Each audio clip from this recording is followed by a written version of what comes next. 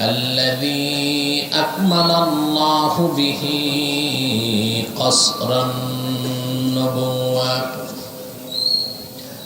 أي ختم الله به النبوة وحكم أن لا نبي بعده وأعلن في القرآن بالبرهان أن محمدًا صلى الله عليه وسلم خاتم النبيين والمرسلين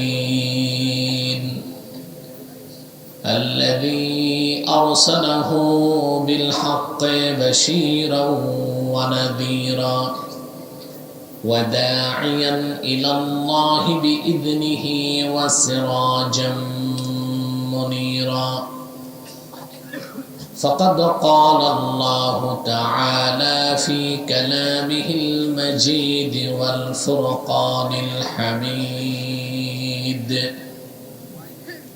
أعوذ بالله من الشيطان الرجيم بسم الله الرحمن الرحيم ألا إن أولياء الله لا خوف عليهم ولا هم يحزنون الذين آمنوا وكانوا يتقون لهم البشرى في الحياة الدنيا وفي الآخرة لا تبديل لكلمات الله ذلك هو الفوز العظيم صدق الله العظيم وصدق رسوله النبي الكريم ونحن على ذلك من الشاهدين والشاكرين والحمد لله رب العالمين إن الله وملائكته يصلون على النبي يا أيها الذين آمنوا صلوا عليه وسلموا تسليما اللهم صل على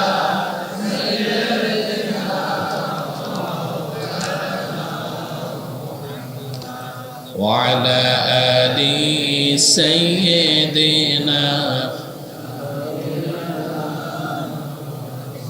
زبان كل پرن اللهم صل على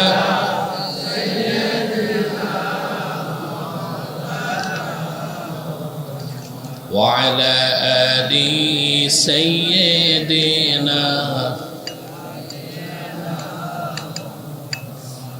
मेरा दिल तड़प रहा है मेरा जल रहा है सीना ये दवा वही मिलेगी मुझे ले चलो मदीना अल्लाहुम्मा सल्ली अला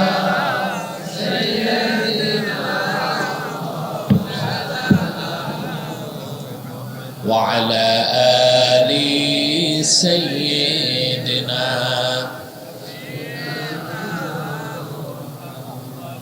فهو الذي تم معناه وصورته ثم اصطفاه حبيبا بارئ النسم اللهم صل على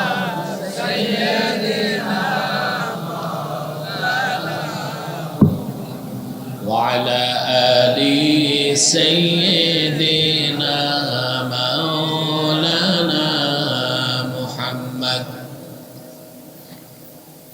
محمد رسول الله صلى الله عليه وسلم ختم الله به النبوة وحكما لا نبي بعده بلغ العلا بكماله حسنت جميع خصاله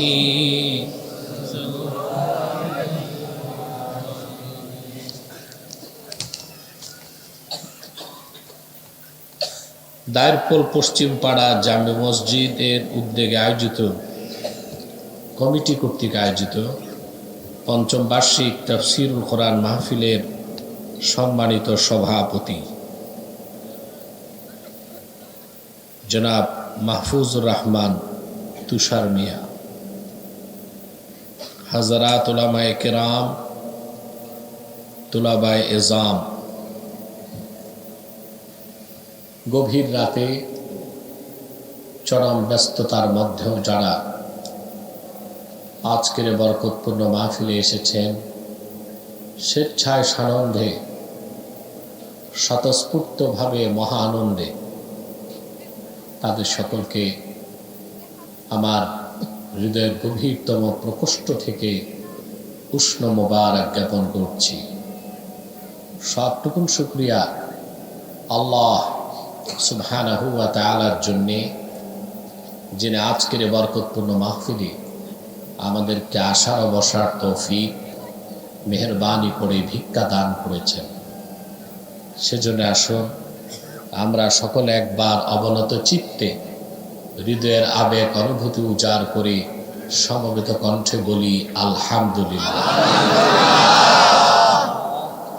অগণিত অসংখ্য দরুদ ও সালাম আল্লাহর সৃষ্টির প্রধান আকর্ষণ, বিশ্ব সভার সভাপতি, সমস্ত নবী রাসূলগণের মাথার তাজ, শামসুল হিদায়াত, বদরুদ্দুজা, সৈয়দুস সাকালাইন, ইমামুল মুরসালিন, খাতামুন নবিয়্যিন ওয়াল মুরসালিন, আফতাবে নবুওয়াত, শাহনশাহে রিসালাত, সরকারে দো জাহাঁ, সুলতানুল মদিনা, নবিয়ুল আম্বিয়া, হুজুরে আকরম, নূরে মুজাসসম, নূরুন আলা নূর, সৈয়দিনা হাবিবিনা শফিঈনা মাওলানা মুহাম্মদ সাল্লাল্লাহু আলাইহি ওয়াসাল্লামের উপর আল্লাহ পাক যাকে আজ থেকে ১৫০০ বছর আগে প্রেরণ করেছেন, সর্বশ্রেষ্ঠ ও সর্বশেষ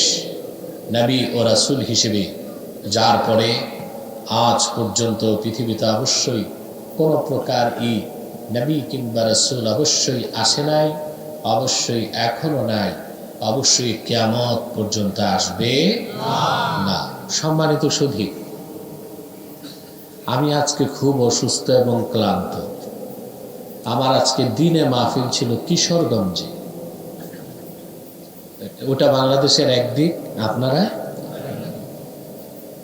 দিনের মাহফিলটা ছিল মূলত গতকাল প্রধানমন্ত্রী নরসিংদীতে যাওয়াতে আমরা হেলিকপ্টার নিয়ে যেতে পারি নাই, অনুমতি ছিল না, এই জন্য প্রোগ্রামটা আজকে করতে হয়েছে আমাকে, বুঝলেন। দিনে ওখান থেকে মাগরিবের আগে এসে নারায়ণগঞ্জে নেমে আমি এশার নামাজের সাথে সাথে জামাতের পর রওনা হয়েছি। তা আজকে খুবই ক্লান্ত, অসুস্থ, একেবারে কি বলবো, আমি অবসাদ নিয়ে এসেছি। কিন্তু আপনাদের এই সুন্দর চেহারাগুলো দেখে আমার মনে কষ্টটা দূর হয়ে গেছে, আলহামদুলিল্লাহ। চলে যেহেতু এসেছি, আমি জানি আপনারা শুধু দোয়া করলে ছাড়বেন না, কিছু দাওয়াও লাগবে, ঠিক কিনা? আমি বহু বছর আগে এখানে আরেকবার এসেছিলাম, কামাল পাশে। আচ্ছা আচ্ছা আচ্ছা আচ্ছা, সেটা তো জানি না, মাগুরা এটা জানি। আমি আজকে আপনাদের সামনে তেলাওয়াত করেছি সূরা ইউনূস থেকে। কোন সূরা? 63, 64 এবং 65 তিনটি আয়াত। খুব সংক্ষেপে আমি কিছু কথা বলবো এই তিনটি আয়াতকে কেন্দ্র করে, নির্ভরযোগ্য মুহাদ্দিস এবং মুফাসসিরগণের দৃষ্টিকোণ থেকে ইনশাআল্লাহ। যদি আল্লাহ আমাকে কবুল করেন, বলুন আল্লাহুম্মা আমিন। ভূমিকাতে একটি কথাই বলবো, আমরা যেখানে এসেছি আর বসেছি, আমাদের উপস্থিতির কথাটা কি আল্লাহ তাআলা জানেন? কথা বলে কেন এরা? আমাদের উপস্থিতির কথা কি আল্লাহ তাআলা জানেন? দেখতেছেন? আমাদের নামের লিস্টটাও কি ওনার কাছে আছে? সুবহানাল্লাহ। আবুল্লাহ সামারকান্দি তানবিহুল গাফিলিনে নকল করেছেন, ইমানদাররা যখন এক জায়গায় বসে যায় দ্বীনের ইলম শিখতে এবং শিখাতে, রহমতের ফেরেশতা চতুর্দিক তাদের বেষ্টন করে দাঁড়িয়ে থাকে। তাদের প্রতিরক্ষার ব্যবস্থা আল্লাহ করে দেয়। মাহফিল চলাকালীন মধ্যবর্তী সময়ে একদল ফেরেশতা আল্লাহর কাছে চলে যায়। আল্লাহ পাক বলেন, কোথা থেকে এসেছো? তারা বলেন, আল্লাহ তোমার কিছু নেককার বান্দা এক জায়গায় বসে জিকির ফিকির করছে, দ্বীন শিখতেছে, তালিম নিচ্ছে, ইলম শিখতেছে, ওখান থেকে আসলাম। আমার আল্লাহ রাব্বুল আলামিন প্রশ্ন করেন, আরামের ঘুমকে বিসর্জন দিয়ে গভীর রাত পর্যন্ত যারা বসে আছে, ফাআইয়ু শাইইন ইয়াতলুবুন, ওরা আসলেই আমি আল্লাহর কাছে কি চায়? কি চায়? লজ্জা লাগে জান্নাত বলতে না? কি চান? ফেরেশতারা বলেন, আল্লাহ তোমার জান্নাত চায়। আল্লাহ পাক বলেন, হাল রাআউহা, জান্নাত কি ওরা দেখছে কোনোদিন? দেখছেন? কল্পনা করতে পারবেন?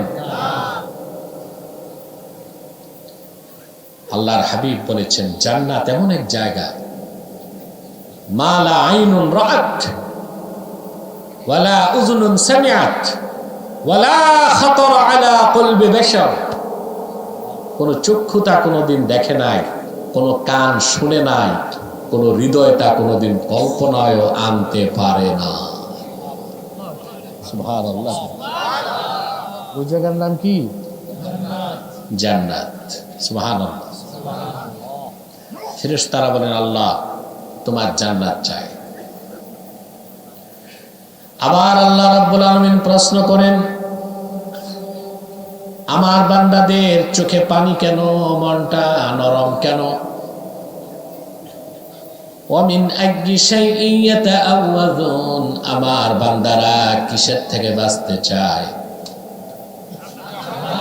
তারা বলেন, আল্লাহ তোমার জাহান্নাম থেকে বাঁচতে চায়। আল্লাহ পাক বলেন, হাল রাআউহা, ওরা কি আমার জাহান্নাম দেখেছে নাকি? ফেরেশতারা বলেন, আল্লাহ তা তো দেখে নাই। আল্লাহ শুধু কোরআনকে বিশ্বাস করে ওরা বসে আছে। আল্লাহ পাক বলেন, ফেরেশতারা সাক্ষী থাকো, আমি আমার এসব বান্দার জিন্দেগীর গুনাহগুলো মাফ করে দিলাম। কি করতে স্টেজে আসে না? উঠা নামা বসা।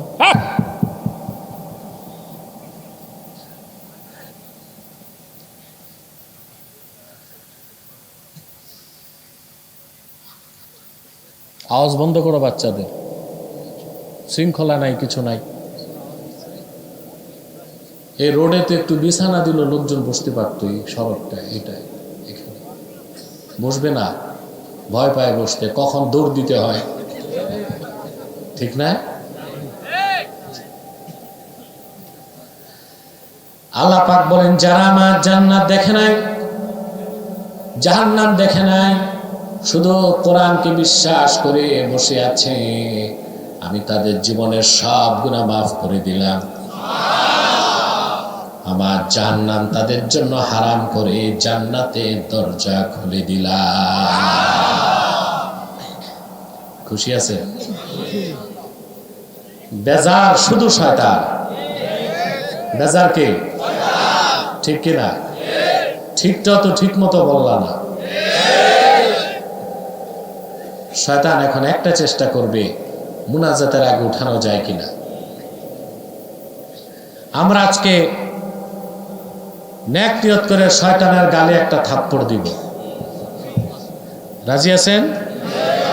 আমরা নিয়ত করছি কিছুক্ষণ পরে আজকের মুনাজাত করে গুনাহ মাফ করে নিষ্পাপ বেহেশতি আল্লাহ ওয়ালা হয়ে বাড়ি যেতে চায়। কারা কারা হাত তুলে আল্লাহ তাআলাকে দেখেন।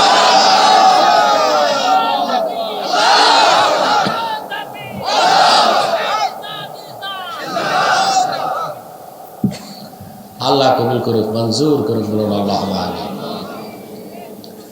ভাই আর দেরি না, সরাসরি মূল আলোচনায় চলে যাচ্ছি। আমার সঙ্গে একটু তিলাওয়াত করবেন, প্রাণ উজাড় করে।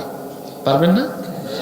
পড়ুন আউযু বিল্লাহি মিনাশ শাইতানির রাজীম। বিসমিল্লাহির রাহমানির রাহিম। আলা ইন্না আউলিয়া আল্লাহি লা খাউফুন আলাইহিম ওয়া লা হুম ইয়াহজানুন। الذين آمنوا وكانوا يتقون لهم البشرى في الحياة الدنيا وفي الآخرة لا تبديل لكلمات الله ذلك هو الفوز العظيم।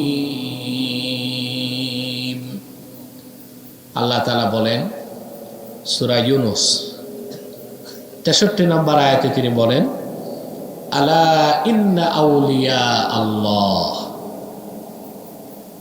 সাবধান জেনে রেখো, নিশ্চয় যারা আল্লাহর ওলি, প্রিয় পাত্র, একনিষ্ঠ বান্দা, তাআল্লুক মা আল্লাহ, আল্লাহর সাথে যাদের সম্পর্ক আছে, আল্লাহর বন্ধু যারা, লা খাউফুন আলাইহিম ওয়া লা হুম ইয়াহজানুনা ইয়াউমাল কিয়ামা। ইয়াউমাল কিয়ামা এটা তাফসীর, ওটা কোরআন শরীফের আয়াত না। অর্থাৎ তাদের কোনো ভয় নাই, আর কাল কিয়ামতের দিন তারা কোনো চিন্তা করবে না। যারা আল্লাহর ওলি তাদের ভয়ও নাই, চিন্তাও নাই। আহারে মুসলমান, খুশি হইলেন না? মুমিন বান্দাকে এই নিরাপত্তা কে দিয়েছেন? সুবহানাল্লাহ। তারা কারা? 64 নম্বর আয়াতে তাদের পরিচয় আল্লাহ তাআলা দিয়েছেন। কারা আল্লাহর ওলি? الذين آمنوا وكانوا يتقون, যারা ঈমান এনেছে এবং অন্তর থেকে আল্লাহকে ভয় করে পরহেজগার হয়ে গেছে, তারা সবাই আল্লাহর ওলি। সুবহানাল্লাহ। এরপর তিনি 65 নম্বর আয়াতে বলেন, 64 নম্বর আয়াতে বলেন, 65 নম্বর আয়াতের মধ্যে তিনি আবার এটা তিনি বললেন 62 নম্বর আয়াতে, তারপর 63 নম্বর আয়াত, তারপর 64 নম্বর আয়াতে তিনি বলেন, লাহুমুল বুশরা ফিল হায়াতিদ দুনিয়া ওয়া ফিল আখিরাহ, তাদের জন্য রয়েছে সুসংবাদ দুনিয়ার জীবনে এবং তাদের জন্য রয়েছে সুসংবাদ আখিরাতের জীবনে। লা তাবদীলা লিকালিমাতিল্লাহ, আল্লাহর কালেমা সমূহের কোনো পরিবর্তন নাই। যালিকা হুয়াল ফাউজুল আযীম, আর এটাই হচ্ছে আল্লাহর বান্দা মুমিন যারা আল্লাহর ওলি তাদের মহা সাফল্য, বলেন সুবহানাল্লাহ। আমরা প্রতিটি মানুষ সফলতার কাঙ্গাল, সবাই সফলতা চায়, চায় না? আরে ভাই, আমি কবরস্থানে না, মাহফিলে আছি, তো জবাব তো দিবেন। প্রত্যেকটা মানুষ সফলতা চায় কিনা? দেখেন, কেউ সফলতা খুঁজে চাকরি জীবনে, পড়াশোনা করে ভালো রেজাল্ট হয়, বিসিএস ক্যাডার হয়ে পাবলিক সার্ভিস কমিশন থেকে চাকরি নিয়ে ইউএনও, টিএনও, ডিসি, এসপি, বড় অফিসার হয়, সচিব পর্যন্ত হয়, ঠিক কিনা? কেউ সফলতা খুঁজে ব্যবসায়িক জীবনে, দেখা যায় অল্প পুঁজিতে কয়েক বছরে আঙ্গুল ফুলে কলা গাছ, বলা হয় সফল ব্যবসায়ী, বলে না? তো কেউ খুঁজে সফলতা ব্যবসায়। আর সবচেয়ে শর্টকাট পদ্ধতি হচ্ছে সফল হওয়ার দুনিয়াদারদের কাছে রাজনীতি, ঠিক কিনা? উপনেতা, পাতি নেতা, সাতি নেতা, তারপর একটু লোকজন হইলে, একটু দুর্মুজ বাহিনী আর পিস্তল থাকলে নেতা। সে সফলতা খুঁজলো রাজনীতিতে, কিসে খুঁজলো? একটাও কি সফলতা? সফলতা আল্লাহ নির্ধারণ করে দিয়েছেন ইমানের পথে, ইসলামের পথে, যা বলে দেয় শুধু আল্লাহর কোরআন, ঠিক কিনা? মানুষ তো মানুষ, ইতর প্রাণীও তো সফলতা চায়, চায় না? একটি বাবুই পাখির দিকে তাকায় দেখেন, সুনিপুণ দক্ষতায় একটি বাবুই পাখি কত সুন্দর করে শৈল্পিক নান্দনিকতায়, ছান্দসিকতায় সে তাল গাছের মাথায় ঘর বানায়। কি ঝড়, কি তুফানে মানুষের ঘরের চাল উড়ে যায়, কিন্তু এত দক্ষতার সঙ্গে সে ঘরটা বানায়। বাবুই পাখি ফ্লেক্সিবল ঘর, বাতাসের সাথে দোলা খেলে। সুবহানাল্লাহ বলবেন না? বাংলাদেশে যত প্রকৌশল বিশ্ববিদ্যালয় আছে, যারা ইঞ্জিনিয়ার, ঠিক কিনা? আপনার এই যে বুয়েট, চুয়েট, কুয়েট, রুয়েট, ডুয়েট, যেগুলোতে ইঞ্জিনিয়ার হয়, সব প্রকৌশল বিশ্ববিদ্যালয়ের ইঞ্জিনিয়ার এক জায়গায় আনলেও বাবুই পাখির ঘরের মতো একটা ঘর বানাতে পারবে? তাহলে বাবুই পাখি তার কাজে সফল। মৌমাছি কত সুন্দর করে বাহারি ফুল থেকে মধু সঞ্চয় করে তার ঘরে জমা করে, তামাম দুনিয়ার সব বিজ্ঞানী এক জায়গায় আনলো, ফ্যাক্টরিতে এক ফোঁটা মধু বানাতে তো কেউ পারবে না।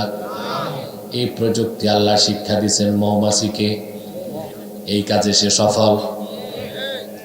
দেখবেন একটা বিড়াল একবার গাছে উঠতে পারে না, 10 বার চেষ্টা করে, তারপর কিন্তু উঠেই ছাড়ে, ঠিক কিনা? শুধু মান্দার গাছে উঠে না, ঠিক কিনা? আর সব গাছে উঠে। বিড়াল কিন্তু সফলতার জন্য এই কাজ করে। তাহলে মানুষ তো সফলতা চাইবেই, চাইবেই না? কিন্তু দুনিয়াদার মানুষ সফলতা কোন পথে তা জানে না। কেউ সফলতা খুঁজে চাকরির পিছনে, কেউ ব্যবসার পিছনে, কেউ কৃষিকাজে, আর কেউ রাজনীতিতে। কিন্তু আসল সফলতা কোথায় বলে দিয়েছে আল্লাহর কোরআন। সাফল্যের কথা বলতে যে আল্লাহ পাক বলেন, আলা ইন্না আউলিয়া আল্লাহি লা খাউফুন আলাইহিম ওয়ালা হুম ইয়াহজানুন। সাবধান, জেনে রেখো, নিশ্চয়ই যারা আল্লাহর ওলি তাদের কোনো ভয় নাই, তাদের কোনো চিন্তা নাই। তারা কারা? আল্লাযীনা আমানু ওয়া কানু ইয়াত্তাকুন, যারা ঈমান এনেছে এবং আল্লাহকে ভয় করে মুত্তাকি হয়ে গেছে। লাহুমুল বুশরা ফিল হায়াতিদ দুনিয়া ওয়া ফিল আখিরাহ, তাদের জন্য রয়েছে সুসংবাদ দুনিয়ার জীবনে এবং আখিরাতের জীবনে। আল্লাহ পাক বলেন, এই মানুষগুলোই সফল, মহা সাফল্যর বিজয় মালা আল্লাহ তাদের গলায় পরায় দিয়েছেন। তাহলে আমাদেরকে যদি সফলতা পেতে হয়, পৃথিবীতে শান্তি পেতে হয়, কল্যাণ পেতে হয়, পরকালে মুক্তি যদি চাই, অবশ্যই আমাদেরকে মহান আল্লাহর সাথে সম্পর্ক করতে হবে, আল্লাহর ওলি হতে হবে, ঠিক কিনা? এখন ওয়ালি কাকে বলে এটা প্রশ্ন। আমাদের দেশের লোক ওলি শব্দের অর্থ জানে না। ওলি বলতে বুঝে শুধুই পীর বুজুর্গ, আউলিয়া কেরাম। আসলে আল্লাহ তাআলা তিনটি অর্থে কোরআন শরীফে ওলি শব্দ ব্যবহার করেছেন। কয়টি অর্থে? তিনটি অর্থে। ওলি শব্দের একটা অর্থ নাসির, সাহায্যকারী। ওলি শব্দের একটা অর্থ কি? ওলি শব্দের আরেকটা অর্থ হচ্ছে গার্ডিয়ান, অভিভাবক, মাওলা। মাওলা অর্থে কি অর্থে? কি অর্থে? মাওলা অর্থে। বুঝলেন? ওলি শব্দের আরেকটা অর্থ মুহিব, যার অর্থ দোস্ত বা বন্ধু। বলেন সুবহানাল্লাহ। কয়টা অর্থে আসছে? যেমন আল্লাহ রাব্বুল আলামিন বলেন, ইন্না ওয়ালিয়াল্লাহুল্লাযী নাযালাল কিতাবা ওয়া হুয়া ইয়াতাওয়াল্লাস সালিহিন। ইন্না ওয়ালিয়াল্লাহ, নিশ্চয় আমার ওলি আমার আল্লাহ, অর্থাৎ আমার সাহায্যকারী কে? জোরে বলেন, উম্মতে মুহাম্মাদী সাহায্যকারী কে? এখানে ওলি অর্থ সাহায্যকারী। ওলি অর্থ আমারে আপনারা কেন যে জেলখানায় বাংলেন আমি বুঝতেছি না। এটা কোন জেলখানায় বুঝছেন? চালাক মানুষ বুঝছে, বাকিরা বুঝে নেই। হ্যাঁ, আরে কি করছে? ও বসিয়া জুত হচ্ছে না। এখন আর কি করতে হবি? আমি যদি উপরে বসি তাহলে তো ওরা দেখে না। আমি কষ্ট করলাম, ইউটিউবার এই খুশি দেয়। সম্মানিত সুধী, তাহলে ওলি শব্দের একটা অর্থ কি? ওলি শব্দের দ্বিতীয় অর্থ হচ্ছে অভিভাবক। আল্লাহ রাব্বুল আলামিন বলেন, ইন্নামা ওয়ালিয়্যুকুমুল্লাহু ওয়া রাসূলুহু ওয়াল্লাযীনা আমানুল্লাযীনা ইউকিমুনাস সালাতা ওয়া ইউতুনাজ যাকাতা ওয়া হুম রাকিউন। আল্লাহ রাব্বুল আলামিন বলেন, মুমিন মুসলমানগণ, তোমাদের অভিভাবক হচ্ছেন মহান আল্লাহ রাব্বুল আলামিন। তোমাদের অভিভাবক আল্লাহ রাসূল মুহাম্মদ সাল্লাল্লাহু আলাইহি ওয়াসাল্লাম এবং মুহাম্মদ সাল্লাল্লাহু আলাইহি ওয়াসাল্লামের সাহাবীগণের মধ্যে যারা নামাজ পড়ে, ঈমান এনেছে, নামাজ পড়ে এবং নামাজে থেকে যাকাত আদায় করে। এটার গভীর ব্যাখ্যা আছে, আমার ভিন্ন আলোচনায় শুনবেন। কথা বুঝতে পারছেন? সূরা মায়দার এই আয়াতের তাফসীর ব্যাপকভাবে করেছি, ইউটিউবে দেখে নেবেন। তাহলে এখানে ওলি শব্দের অর্থ হচ্ছে অভিভাবক। এক জায়গায় ওলি শব্দের অর্থ সাহায্যকারী, আরেক জায়গায় ওলি শব্দের অর্থ কি? কয়টা অর্থ পেলাম? শব্দ একটাই। এই যে আমাদের দেশে একটা গোমরা দল বের হয়েছে, শুধু কোরআন মানে, হাদিস আর সুন্নাহ মানে না। এগুলো কি মুসলমান না বেঈমান? এক ওলি শব্দের অর্থ তো তিনটা।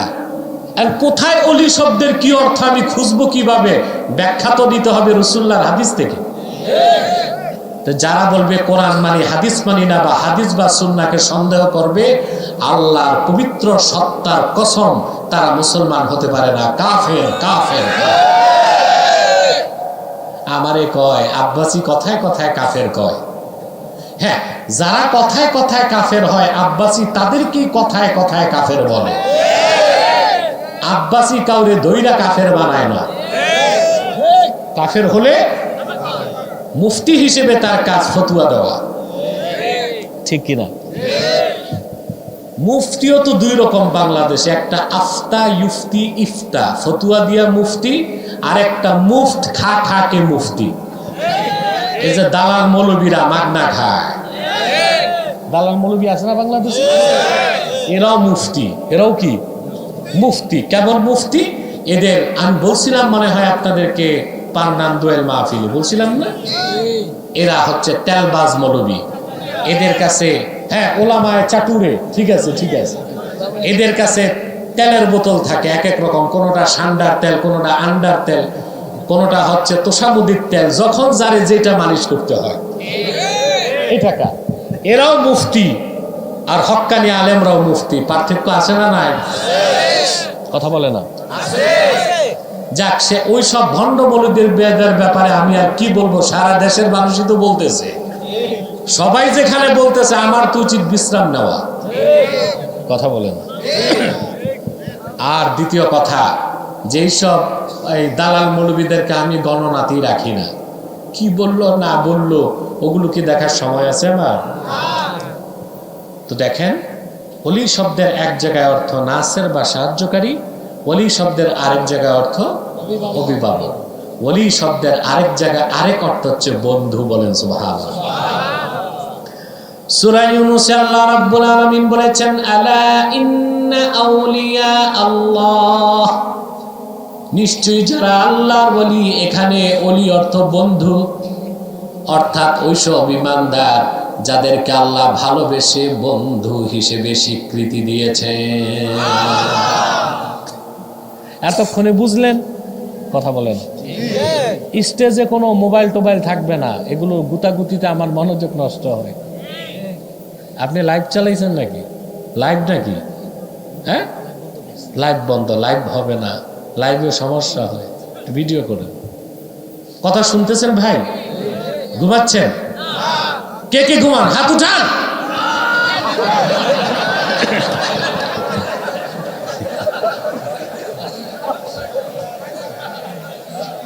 আমি জানতাম না এইরকম হারবেন আপনারা। আরে বোঝেন কি বোঝেন না তাই তো দেখতে চাইছি। হ্যাঁ, তাহলে অলি শব্দের কয়টা অর্থ? অলি শব্দের একটা অর্থ নাসের বা সাহায্যকারী, অলি শব্দের আরেকটা অর্থ হচ্ছে অভিভাবক, অলি শব্দের আরেক অর্থ বন্ধু। তারপর আল্লাহ পাক বলেন, যারা আল্লাহর অলি তাদের ভয় নাই, তাদের চিন্তা নাই। সুবহানাল্লাহ। এখন আল্লাহর অলি হতে চান? এর আগে বুঝতে হবে অলি কয় প্রকার। ওয়ালি আবার দুই প্রকার। এক প্রকার হচ্ছে আউলিয়া উর রহমান, আল্লাহর অলি, আরেক প্রকার হচ্ছে আউলিয়া উস শয়তান, শয়তানের অলি। আল্লাহ রাব্বুল আলামিন কোরআন কারীমে বলেন, ওয়াল্লাযীনা কাফারু আউলিয়াউহুমুত তাগুতু ইউখরিজুনাহুম মিনান নূরি ইলাজ যুলুমাত। আর যারা কাফের, শয়তান তাগুত হচ্ছে তাদের অভিভাবক, তারা হচ্ছে তাগুতের অলি, শয়তানের অলি। শয়তান তাদেরকে অন্ধকার সমূহের দিকে টেনে নিয়ে যায় দিন ইসলাম থেকে। বলেন নাউজুবিল্লাহ। শয়তানের অলিদেরকে গাইড করে শয়তান নিজে। আল্লাহ কোরআন শরীফে বলেছেন, ওয়া ইন্নাশ শায়াতিনা লায়ুহুনা ইলা আউলিয়াইহিম, নিশ্চয়ই যারা শয়তান, জিন শয়তানগুলো, তাদের অলি যারা, তাদের বন্ধু যারা, তাদের কাছে লায়ুহুন, তার মানে লায়ুওয়াসওয়িসুন, তাদেরকে ওয়াসওয়াসা দেয়। শয়তান তার অলিদেরকে মিথ্যা স্বপ্ন দেখায়, ভণ্ডামি শিখায়, কুফর শেখায়, শিরক শিখায়, নাপাক নাজায়েজ কাম শিখায়, হারাম কাজ শিখায়। শয়তান তাদেরকে ওয়াসওয়াসা দেয়। শয়তান তার অলিদেরকে কোন দিক দিয়া দেয় সেটাও হাদিসে এসেছে, মাথার পিছনে, গর্দানের পিছন দিক দিয়া শয়তান তখন ওয়াসওয়াসা দেয়। নাউজুবিল্লাহ বলবেন। তাহলে অলি কয় প্রকার? এক প্রকার আউলিয়া উর রহমান, রহমানের অলি, আরেক প্রকার আউলিয়া উস শয়তান, শয়তানের অলি। এই জন্য পীরও দুই প্রকার, একদল রহমানি পীর, আরেক দল শয়তানি পীর। বাংলাদেশে কোনটা বেশি? কথা বলে না, শয়তানি পীর বেশি, ঠিক কিনা? রহমানি পীরের সংখ্যা আছে, তবে সংখ্যায় খুব কম। সরকার জরিপ করে দেখেছে বাংলাদেশে 1,98,000 পীর আছে। সুবহানাল্লাহ কইছে একজন। কত? এখন এটা পেলো কেমন করে? প্রশ্ন আসে না? কথা বলে না। আইডি কার্ড বানাইছে না সরকার? তখন তো পেশা উল্লেখ করতে হয়েছে। কি পেশা? 1,98,000 লোক লেখছে আমরা পিরালি করি। যে হক্কানি পীর সে কোনোদিন পেশা পিরালি লিখবে? মানে এগুলো ভণ্ড পীর। কারণ যে হক্কানি পীর, রহমানি পীর, পিরালি তার পেশা নয়, নেশা। সে দ্বীনের খেদমতের জন্য তরিকত তাসাউফের কাজ করবে, ঠিক কিনা বলেন? তারা রহমানি পীর। আর কোরআন সুন্নাহর বাইরে যারা পিরালি করে ওগুলো হচ্ছে শয়তানি পীর। ঠিকটা ঠিক মতো কইলা না। এখন আমরা কি হব? আল্লাহর ওলি হব। আল্লাহর ওলি হতে বংশ লাগে না, টাকা লাগে না, পয়সা লাগে না। কে সৈয়দ, কে আব্বাসি, কে সিদ্দিকি, কে জনপুরি, কে ফুরফুরাবি, এগুলো লাগে না। আল্লাহর ওলি হতে দুটো জিনিস লাগে, ঈমান আর তাকওয়া। এখানেই তো দ্বীন ইসলামের সৌন্দর্য। কথা বুঝতেছেন? আল্লাহ প্রদত্ত দ্বীন ইসলামে পুরাটাই ইনসাফ, জাস্টিস, ন্যায় বিচার। অপরদিকে যত ধর্ম আছে, মতবাদ আছে, মানব রচিত, মিথ্যা আশ্রিত, বিকৃত, ওগুলোতে ইনসাফ নাই। যেমন হিন্দু ধর্মের নিয়ম, ব্রাহ্মণের ঘরেই ব্রাহ্মণ হবে। কথা বলেন, ব্রাহ্মণের ছেলেই কি হবে? ক্ষত্র শূদ্র কোনোদিন ব্রাহ্মণ হইতে পারবে না। ইসলামিক এটা আছে। এখানে যে কেউ আল্লাহর ওলি হইতে পারে, মাত্র দুটো জিনিস লাগবে। আল্লাহ পরের আয়াতে বলে দিয়েছেন এটা। কথা বুঝতেছেন? 63 নম্বর আয়াতে আল্লাহ তাআলা বলেন, আল্লাযীনা আমানু ওয়া কানু ইয়াত্তাকুন, যাদের অন্তরে ঈমান আছে আর আল্লাহর ভয় আছে, তারা সবাই আল্লাহর ওলি হয়ে গেছে।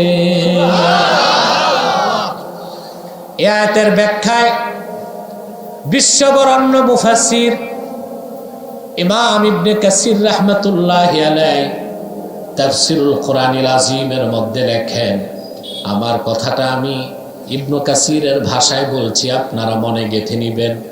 ইবনে কাসির লেখেন, মান কানা মুমিনান তাকিয়া কানা লিল্লাহি ওয়ালিয়া,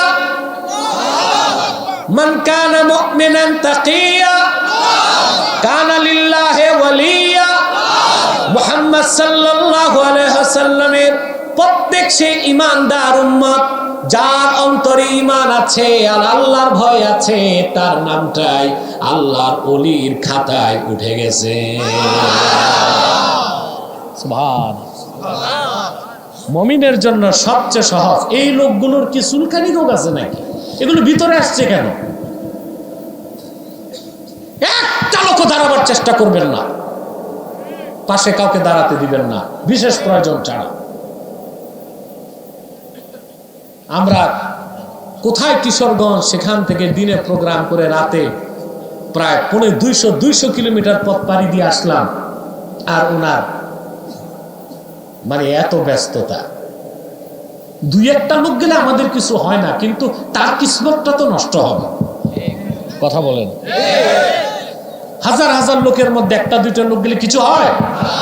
সে তো ঠকে যাচ্ছে, ঠিক কিনা? শয়তান অস্ত্রতা দেওয়ার লোক পাইছি কিছু এখানে, ঠিক কিনা? আর বেশি সময় নিব না, জরুরি কথাগুলো বলতেছি খুব দ্রুত, যেন আপনাদের মনে গেঁথে যায় ইনশাআল্লাহ। তাহলে আল্লাহর ওলি হতে কয়টা জিনিস লাগে? ঈমান, জোরে বলতে হবে, ঈমান, তাকওয়া। এখন আপনি মেম্বার হবেন, কষ্ট আছে, কষ্ট আছে না? মানুষের দরজা দরজা ঘুরতে হবে। চেয়ারম্যান হবেন, আরেকটু কষ্ট। কমসে কম কয়েক হাজার কাপ লাল চা আর টুস বিস্কুট খাওয়াইতে হবে, ঠিক কিনা? এমপি হবেন আরো কষ্ট, মন্ত্রী হবেন আরো কষ্ট। এখন তো শুনি নমিনেশন নিতে বাণিজ্য হয়, 150-200 কোটি টাকা দিতে হয়। যে দলেরই এমপি হোক, যে বেশি দেয় সেই নমিনেশন পায়। এগুলো চলতেছে দেশে এখন। যাক, ওদিকে আমি যাবো না, এমনি আমার বদনাম, আমি ওয়াজে এসে রাজনীতি করি। আমি আগেই বলছি, আমি রাজনীতি করি না, রাজনীতি শিখাই। সবাই তো রাজনীতি করবে না, কারো তো কাজ শিখানো আছে, কি বলেন?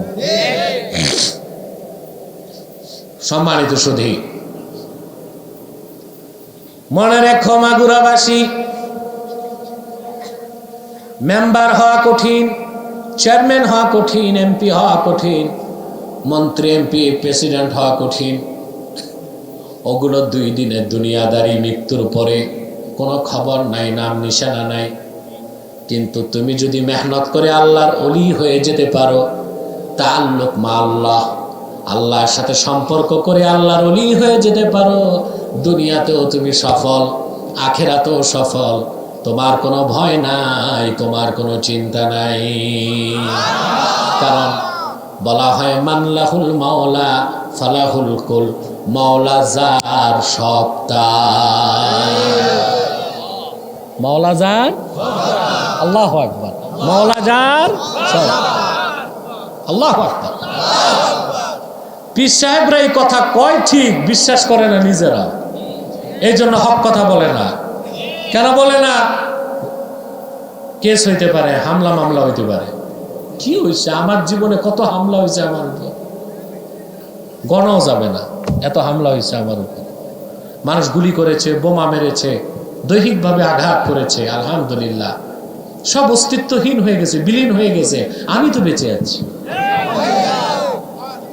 কম করেও প্রায় 7 থেকে 8টা মামলা দেয়া আছে, মিথ্যা মামলা সব, বুঝলেন? কেউ মামলা দিছে আমি জঙ্গিবাদী, কেউ মামলা দিছে আমি সন্ত্রাসী, কেউ মামলা দিছে আমি মৌলবাদী। আমি বলেছি মামলা দিতে থাকো, কে জেলে যাবে কে যাবে না তা মঞ্জুর হয় আসমানের উপরে। এই বিশ্বাস হৃদয়ে লালন করি তো আমি চলি, আলহামদুলিল্লাহ। তাহলে আল্লাহর ওলি হবেন? আল্লাহর ওলি হতে কয়টা জিনিস লাগবে? ঈমান। আপনার প্রশ্ন নিয়ে এগুলো করেন না। রাত বেশি হয়ে গেছে, ওয়াজ করবো না, প্রশ্ন উত্তর দিব। পার নান্দুয়ালে তো অনেক প্রশ্ন উত্তর দিয়েছে, তারপরেও কিছু প্রশ্ন যদি থাকে কমিটি মনে করে দরকার, আমি উত্তর দিব, ওটা পরে। এখন ডিস্টার্ব করো কেন? কথা শুনতেছেন? সম্মানিত সুধী, এটা হচ্ছে আল্লাহর ওলির কাজ। আরেকটা হচ্ছে শয়তানের ওলি, ওইখানে মেহনত নাই। শয়তানের ওলি হতে লাগে শিরক, কুফর, হারাম কাজ। নামাজ নাই ওখানে, রোজা নাই, সুন্নতের চর্চা নাই, বুঝলেন না? ওখানে আছে একতারা, দোতারা, সেতারা, তাম্বুরা, জাম্বুরা, পীরন আছে, খলিফাও আছে, মুরিদরন আছে, ঠিক কিনা? আর ওই তরিকায় যাই আপনি যদি লুঙ্গি খুলতে পারেন তো বড় বিশ্বাস, আপনার নাম হয়ে যাবে ল্যাংটা বাবা।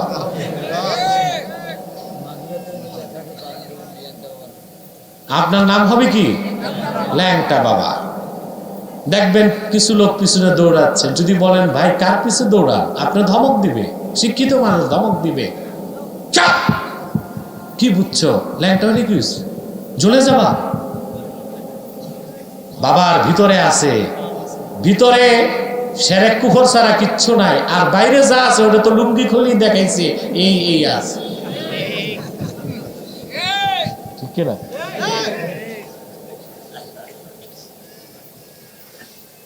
আল্লাহ ওয়ালা বুজুর্গ পীরের সান্নিধ্যে যাওয়া ওয়াজিব তাসাউফ শিখার জন্য, বুঝলেন? আর ভণ্ড পীরের কাছে যাওয়া শুধু হারাম না, আকবারুল কাবাইর, সবচেয়ে বড় কবিরা গুনাহ। কখনো ভণ্ড পীর আপনাকে কাফেরও বানাইতে পারে। তাহলে আমরা হব আল্লাহর ওলি। কি হব? কয়টা জিনিস লাগবে? আল্লাযীনা আমানু ওয়া কানু ইয়াত্তাকুন, ঈমান আর তাকওয়া। এখন ঈমান কি? ঈমানের সংজ্ঞা যদি আমি দিতে যাই তো ফজর হবে, আবার সন্ধ্যা হবে, আবার ফজর হবে, সংজ্ঞা দিয়ে শেষ করা। কারণ আমি আমার ছাত্রদের যখন বুখারী শরীফ কিতাবুল ঈমান পড়াই, শুধু ঈমানের সংজ্ঞা দিতে 7 দিন 7টা দার্স লাগে। কয়দিন? আলহামদুলিল্লাহ, আমার তাফসিরগুলো লিখিত যেভাবে পাচ্ছেন, হাদিসের তাশরিহাতগুলো ওইভাবে পাবেন ইনশাআল্লাহ।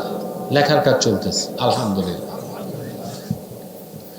কিন্তু আমার কাছে একজন ব্যক্তির সংজ্ঞা আছে, 1 মিনিটে আমি বলে দিতে পারি, আর জীবনও আপনি ভুলবেন না। বলবো? বিশ্ববরণ্য ইমাম হযরত আবু হানিফা রাহমাতুল্লাহি আলাইহি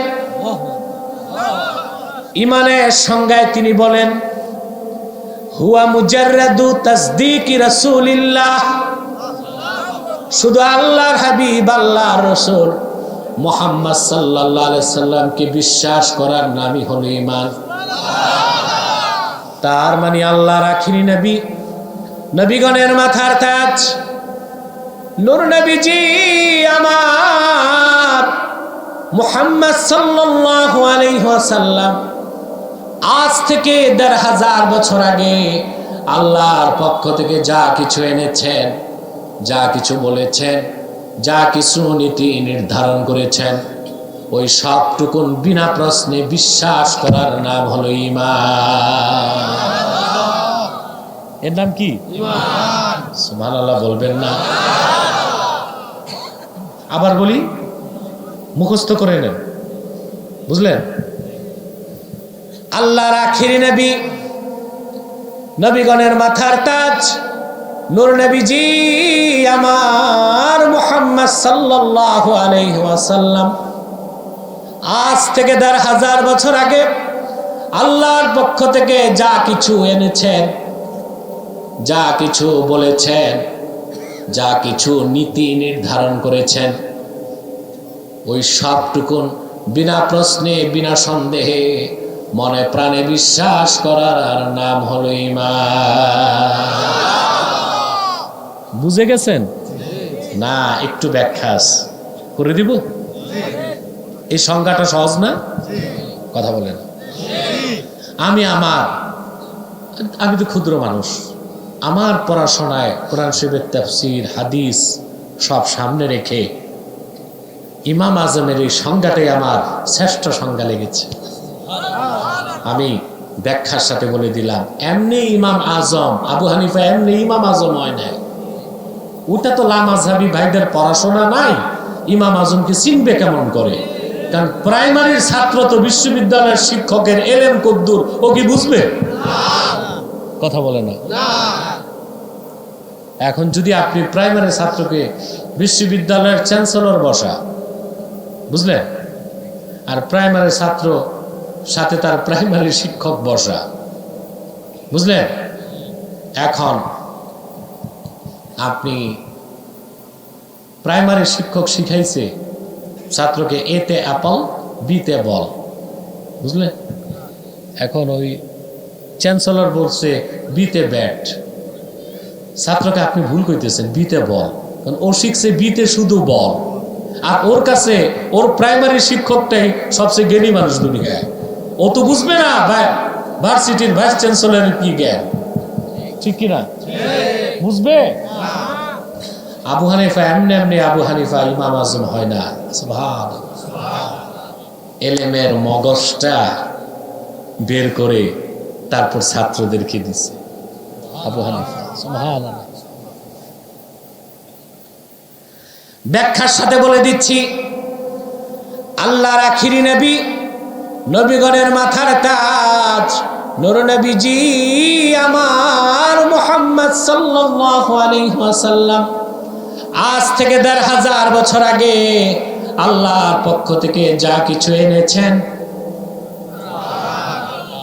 এত আস্তে বললেন, যা কিছু বলেছেন, হাদিস, যা কিছু নীতি নির্ধারণ করেছেন, জোরে, আরো জোরে, সে কোরআনের প্রতিটি বাক্যের, প্রতিটি শব্দের, প্রতিটি অক্ষর, সব সহিহ হাদিসের প্রত্যেকটি সহিহ হাদিস এবং রাসূলুল্লাহর সুন্নতের মধ্যে যেগুলো সুন্নতে মুস্তাহকামা, নস দিয়ে প্রমাণিত, সেই প্রতিটি সুন্নতকে যে বিশ্বাস করবে তার নাম মুমিন, আর সেই বিশ্বাসের নাম ঈমান।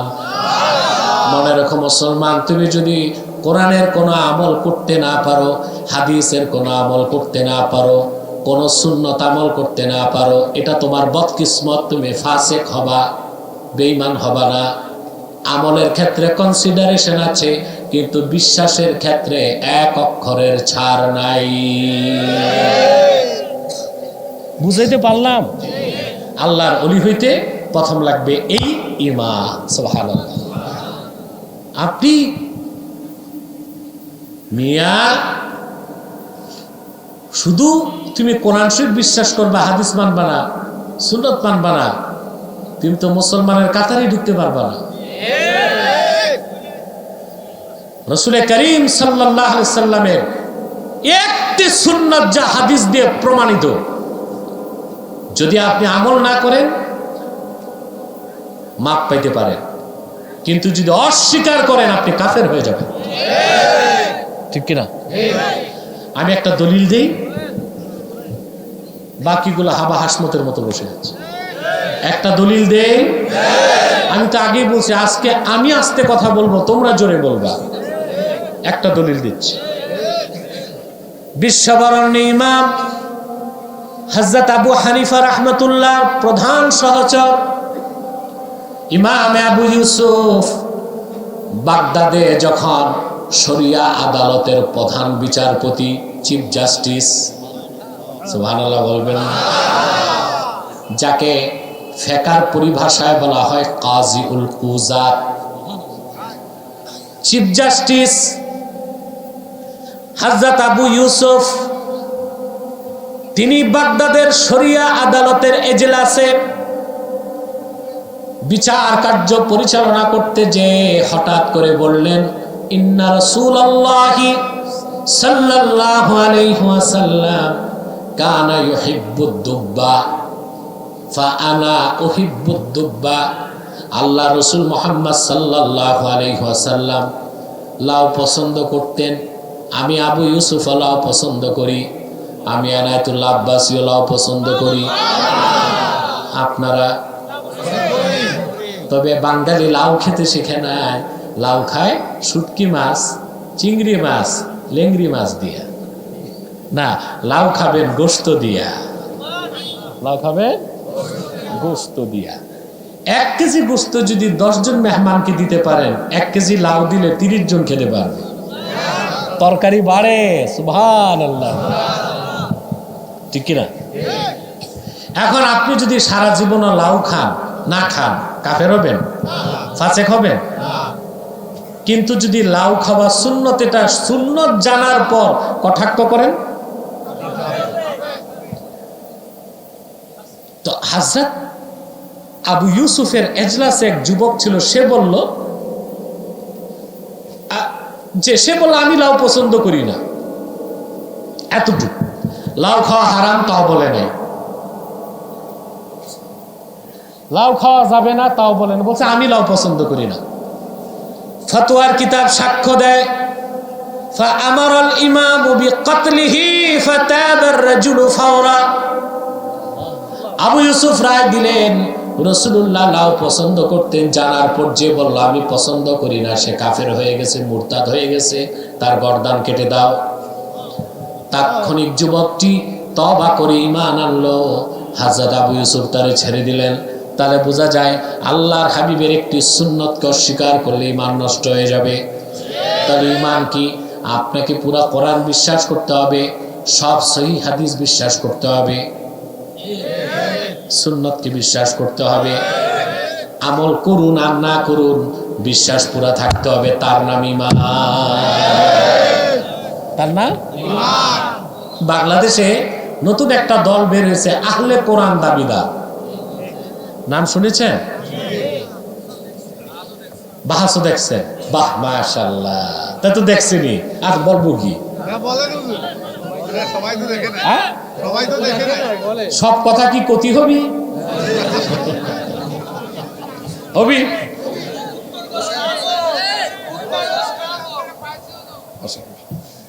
তো এটা হবে, চা একটু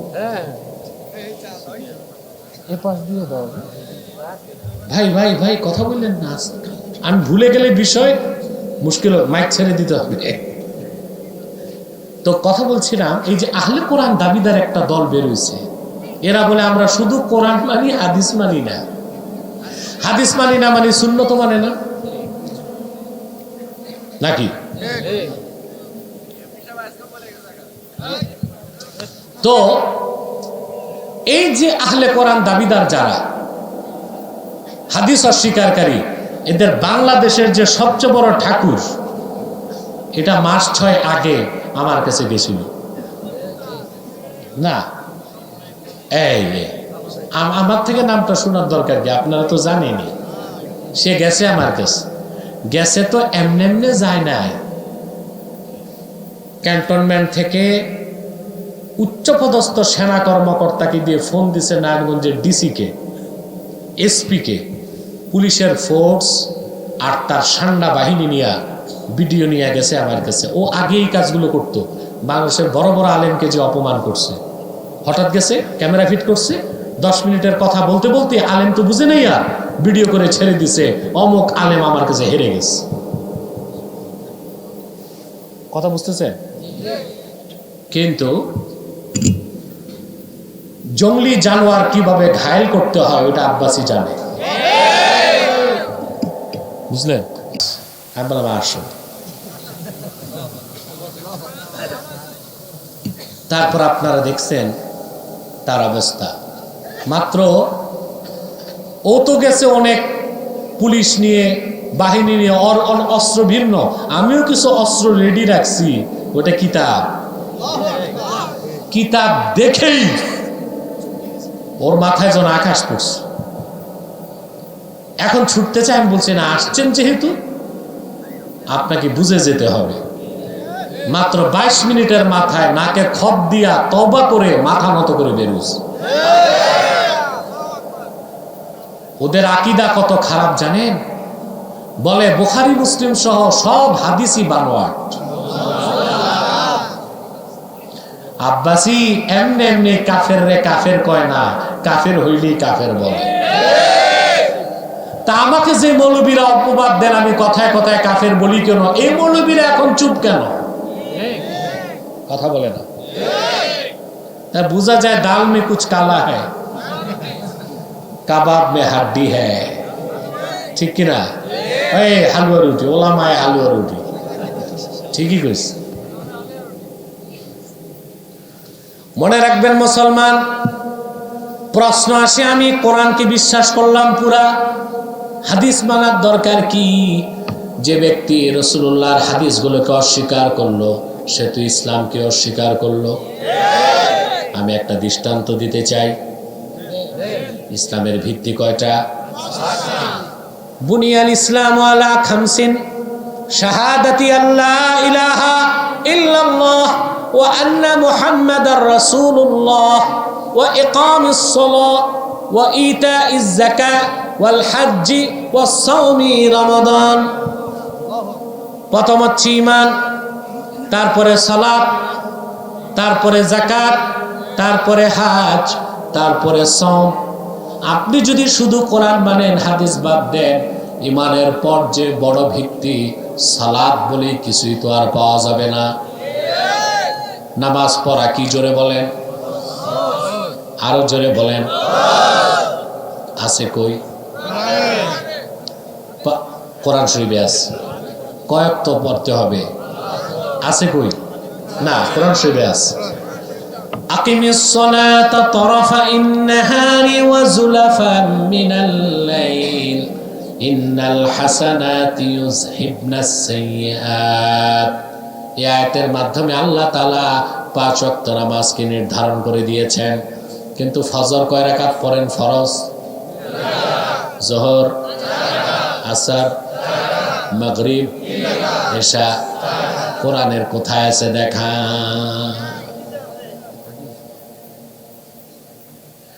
তাহলে হাদিস বাদ দিলে তো নামাজই শেষ। কথা বলে না, নামাজ পাবেন? নামাজের আগে উজু করা কি? কথা বলে না, ফরজ। আল্লাহ পাক বলেন, ঈমানদারগণ, ইযা কুনতুম ইলাস সালাতি ফাগসিলু উজুহাকুম ওয়া আইদিয়াকুম ইলাল মারাফিক ওয়ামসাহু বিরুউসিকুম ওয়া আরজুলাকুম ইলাল কাবাইন। ঠিক কিনা? মুমিনগণ, ইযা কুনতুম ইলাস সালাত, যখন তোমরা নামাজে দাঁড়াবে তখন তোমরা মুখ ধোবা, হাত ধোবা, মাথা মাসা করবা, পাও ধোবা। এখন ব্যাখ্যা কি? আমরা কি ওযু করে নামাজে দাঁড়াবো না নামাজে দাঁড়াইয়া ওযু করব? কই ব্যাখ্যা কই? কোরআন শরীফে কই? ব্যাখ্যা নিতে হবে। তাহলে হাদিস বাদ দিলে ওযুও যায়, নামাজও যায়। নামাজের পর কি? সালাত। সালাতের পর হচ্ছে যাকাত। সালাতের পর কি? যাকাত। ঠিক কিনা? এখন যাকাতের কথা কোরআন কারীমে আল্লাহ তাআলা বলেছেন, কিন্তু ঘোড়ার যাকাত কয়টা? ঘোড়ার না, আপনার গাভীর গরুর যাকাত কয়টা? উটের কয়টা? তারপরে অসর ফসলের কতটুক, বুঝলেন? তারপরে দুম্বার কতটা, বুঝতে পারছেন? স্বর্ণের মেকদার কি? 1 লাখ টাকায় কত, 10 লাখে কত, 1 কোটিতে কত? এই পরিমাপগুলো কোরআন শরীফে নির্ধারণ করা নাই। এগুলো আমরা হাদিস এবং ফিকহের মাধ্যমে পেয়েছি। তাহলে হাদিস বাদ দিলে নামাজও গেল, যাকাতও গেল। তারপরে কি? হজ। তারপর কি? হজের ফরজ কয়টা? কথা বলে না। একটা হচ্ছে বাইতুল্লাহর তওয়াফ। আল্লাহ বলেছেন, ওয়ালিল্লাহি আলান নাসি হিজ্জুল বাইতি মান ইসতাতাআ ইলাইহি সাবিলা। এই আয়াতের মাধ্যমে আল্লাহ তাআলা হজের 3 ফরজের মধ্যে একটা ফরজ নির্ধারণ করে দিয়েছেন, বাইতুল্লাহর তওয়াফ। কিন্তু 3 ফরজের মধ্যে সবচেয়ে বড় ফরজ আরাফার ময়দানে অবস্থান। আল্লাহর হাবিব বলেছেন, আল হাজ্জু আরাফা। হজ মানে আরাফায় অবস্থান। তার মানে হজের সবচেয়ে বড় ফরজ জিলহজের 9 তারিখ আরাফার ময়দানে অবস্থান। এই যে জিলহজের 9 তারিখ আরাফার ময়দানে কখন থেকে কখন অবস্থান, এটা কোরআন শরীফে কোথায় আছে? কথা বলেন। হাদিস লাগবে? তাহলে হাদিস বাদ দিলে নামাজও গেল, যাকাতে গেল, হজও গেল। এরপর কি? সওম। সওম সওম। এবার আসেন ভালো করে বুঝেন, সওমের ব্যাপারে আল্লাহ তাআলা বলেছেন, ইয়া আইয়ুহাল্লাযীনা আমানু কুতিবা আলাইকুমুস সিয়ামু কামা কুতিবা আলাল্লাযীনা মিন ক্বাবলিকুম লাআল্লাকুম তাত্তাকুন। হে ঈমানদারগণ, তোমাদের উপর রোজাকে, সওমকে ফরজ করা হয়েছে যেভাবে ফরজ করা হয়েছিল তোমাদের পূর্ববর্তীদের উপর, যেন তোমরা পরহেজগার হতে পারো। সুবহানাল্লাহ বলেন। কথা বুঝতেছেন? এই সওমের অর্থ হচ্ছে পানাহার থেকে বিরত থাকা। আবার একই শব্দ আল্লাহ উল্লেখ করেছেন সূরা মারিয়ামে। মারিয়ামের স্বামী ছিল না, জিবরিল এসে আল্লাহর নাম নিয়ে ফুঁক দিয়েছেন, তার পেটে ঈসা জন্ম নিয়েছেন। এখন ঈসা কোলে চলে এসেছে। ইহুদিরা তো প্রশ্ন করবে, করেছো তারা, মারিয়াম তোমার বিয়ে হয় নাই, স্বামী নাই, বাচ্চা পাইলা কই? কথা বলেন না। আল্লাহর পক্ষ থেকে শিখানো হয়েছে, মারিয়াম তুমি কোনো মানুষ দেখলে বলবা, ইন্নী নাযারতু লিররহমানি সাওমা ফালান উকাল্লিমাল ইয়াওমা ইনসিয়া। রহমানের নামে আমি মান্নত করেছি রোজা রাখবো। সেই রোজা কি? আমি কথা বলবো না, চুপ থাকবো কোনো মানুষ দেখলে। তাহলে সূর্যোদয় থেকে সূর্যাস্ত পর্যন্ত পানাহার থেকে বিরত থাকাও সওম, আবার কথা না বলে চুপ থাকাটাও সওম। কোথায় কোন সওমের কি অর্থ হাদিস ছাড়া কেমন করে বুঝবো? এখন কোন যদি জিএমটিটি জাতে মাতাল তাহলে ঠিক হারামজাদা থাকে, সে তো রোজাকে বাদ দেবার জন্য বলবে। সওমের তো 2টাই অর্থ, না খেয়ে থাকাও সওম, চুপ থাকাও সম। আমি রোজার মাসে 3 বেলা খাবো, শুধু কথা বলবো না, চুপ থাকিব। রোজা থাকে আর হা হা মুর্দা হয়ে গেছো তোমরা, জবাব নাই। রোজা থাকে না, রোজাই তো শেষ। সমের তো দুইটাই তো কোরআন শরীফে, চুপ থাকা কি সম, না খাওয়া কি। এখন কোন ভণ্ড যদি আমি হাদিস মানি না, সুযোগ পাইলুনি বলবে রোজার মাসে কে বলছে পানাহার করা যাবে না, 3 বেলা খাবো আর চুপ থাকবো। কেউ আসলে এশারায় কথা বলবে, তাহলে রোজা থাকে কথা বলে না। হ্যাঁ, ওই সমস্ত ভণ্ডরা কি করবে, আল্লাহ যে বলে দিছে সূর্যোদয় থেকে যখন খায়েতের কথা বলছে সকালে, কালো সুতা সাদা সুতা, ওরা তো ওইটারও একটা অপব্যাখ্যা বের করবে, করছে অলরেডি। আহলে কোরআন দাবিদাররা নামাজ পড়ে না, বলে এই যে যেভাবে আমরা নামাজ পড়ি, রুকু সাজদা করে আবার কিসের নামাজ? তাই নামাজ কি? ওরা এক জায়গায় 10 জন বসে কাউন্সিলিং করে, কি করে বলে এটাই নামাজ। আসলে আহলে কোরআন দাবিদার যারা হাদিস ও সুন্নাহকে মানে না, তারা ইসরায়েলের এজেন্ট। ইসরায়েল তাদের কোটি কোটি টাকা দিচ্ছে একটা নতুন ধর্ম দাঁড় করাইতে, ইসলামের বিপক্ষে। ওই ধর্মের নাম হচ্ছে আব্রাহামিজম। কি না? তো যারাই হাদিস বা সুন্নাহকে অবিশ্বাস করে, তাদের উচিত আমার বাহাসটা দেখা। বাহাস কিন্তু দুইটা হয়েছে। একটা হয়েছে সারা দুনিয়ায় আহলে কোরআন দাবিদার হাদিস অস্বীকারীদের যে নেতা, ও কানাডায় থাকে, কানাডা বিশ্ববিদ্যালয়ের প্রফেসর ডক্টর তাজ হাশমি। সে হেরে যাবার পর 2 বছর পর বাংলাদেশের যে নেতা, সে আমার কাছে গেছে সরাসরি। এটা যাইয়া তো বিপদে পড়ছে, মানে এটা বের হয়ে এমন ঘামাইছে, বাইরে যায় তাল খাওয়া শুরু করছে। ওইটার ভিডিও তারা আপনারা দেখেন নাই, যাক সেই দিকে আমি যাচ্ছি না। আপনারা আমার এই ভিডিওটা দেখবেন অবশ্যই, যারা দেখেন না। আমার মনে হয় অধিকাংশ লোক দেখছেন। বাহাসটা দেখছেন না? আশা করি সব বাহাসই দেখছেন। যত কাফের মুশরিক নাস্তিক এই পর্যন্ত আসলো, শোচনীয় ভাবে পরাজিত হয়েছে। আলহামদুলিল্লাহ, আলহামদুলিল্লাহ বলেন। তাহলে আল্লাহর ওলি হতে চান, কয়টা জিনিস লাগবে? ঈমান, তাকওয়া। ঈমানের কথা বলছি না, বুঝে গেছেন? এখন তাকওয়া। তাকওয়ার ব্যাখ্যা ব্যাপক। আমার 24 বছরের জীবনে তাকওয়ার উপর শুধু আমি যত কথা বলছি, মুত্তাকির উপর, তার যদি একটা কিতাবে আনা হয় প্রায় 1000 পৃষ্ঠা হবে।